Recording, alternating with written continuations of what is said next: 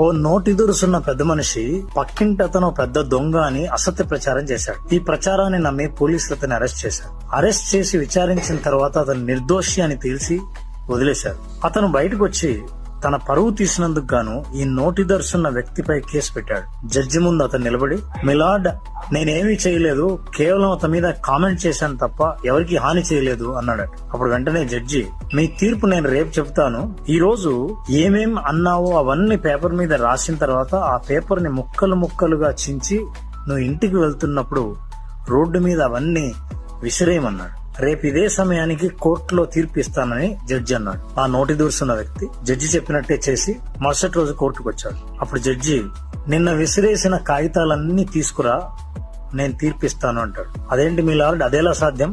నేను విసిరేసిన కాగితాలు ఎక్కడికెక్కడికో వెళ్ళుంటాయి, వాటన్నిటిని పట్టుకురావడం చాలా కష్టం కదా అంటాడు. అప్పుడు జడ్జి, అలాగే మనం